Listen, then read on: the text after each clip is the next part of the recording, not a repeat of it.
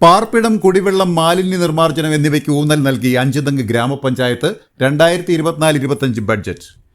23,57,880 രൂപ വരവും 22,89,09,900 രൂപ ചെലവും 11,47,980 രൂപ മിച്ചവുമുള്ള ബഡ്ജറ്റാണ് ഗ്രാമപഞ്ചായത്ത് വൈസ് പ്രസിഡന്റ് ലിജോ ബോസ് അവതരിപ്പിച്ചത്.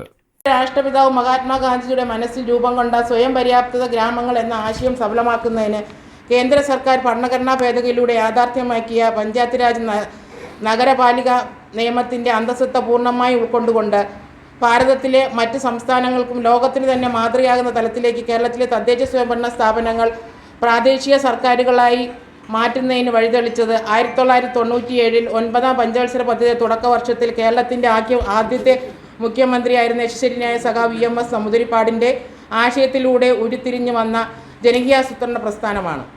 കേരളത്തിൽ മാറി മാറി വരുന്ന സർക്കാരുകൾ തദ്ദേശ സ്വയംഭരണ സ്ഥാപനങ്ങളുടെ പ്രവർത്തനത്തിന് പ്രഥമ പരിഗണന നൽകി പ്രാദേശിക വികസന രംഗത്ത് സമാനതകളില്ലാത്ത ശക്തിയായി മാറുന്ന കാഴ്ചയാണ് നമുക്ക് കാണാൻ കഴിയുന്നത്.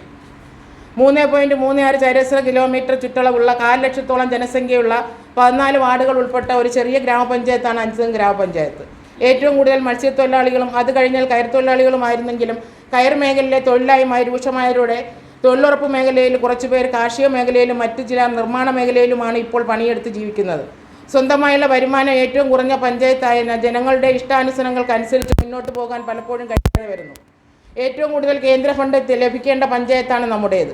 മത്സ്യത്തൊഴിലാളികളെ ജീവനോപാധികൾക്കും ക്ഷേമ പ്രവർത്തനങ്ങൾക്കും കടൽത്തീരം സംരക്ഷിക്കുന്നതിനും ആവശ്യമായ ഫണ്ട് വേണ്ടതുപോലെ ലഭിക്കുന്നില്ല.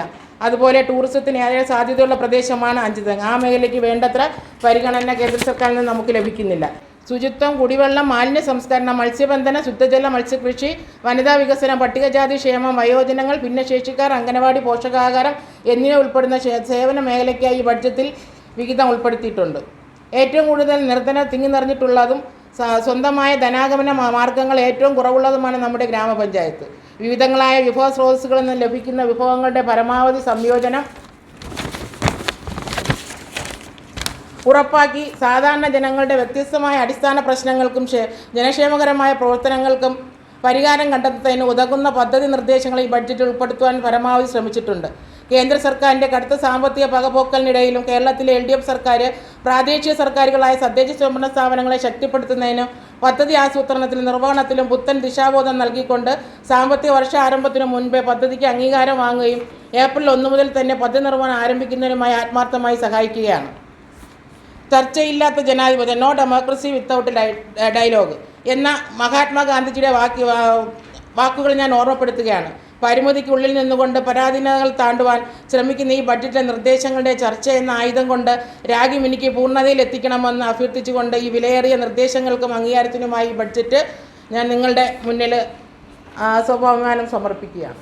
ഉൽപാദന മേഖലയ്ക്കായി 1,12,85,000 രൂപയും സേവന മേഖലയ്ക്കായി 11,01,18,400 രൂപയും പശ്ചാത്തല മേഖലയിൽ 87,03,000 രൂപയും മാറ്റിവച്ചിട്ടുണ്ട്. കൂടാതെ ശുചിത്വം, കുടിവെള്ളം, മാലിന്യ സംസ്കരണം, മത്സ്യബന്ധനം, ശുദ്ധജല മത്സ്യകൃഷി, വനിതാ വികസനം, പട്ടികജാതി ക്ഷേമം, വയോജനങ്ങൾ, ഭിന്നശേഷിക്കാർ, അങ്കണവാടി, പോഷകാഹാരം എന്നിവ ഉൾപ്പെടുന്ന സേവന മേഖലയ്ക്കായി ബഡ്ജറ്റിൽ കൂടുതൽ വിഹിതം ഉൾപ്പെടുത്തിയിട്ടുണ്ട്.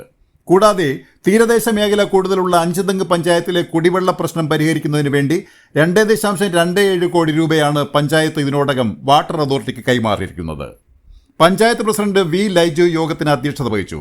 Panchayat secretary Rajeev, accountant Biju, panchayat standing committee അംഗങ്ങൾ, മെമ്പർമാർ, ഉദ്യോഗസ്ഥർ തുടങ്ങിയവർ പങ്കെടുത്തു. Beacon News, Attingal.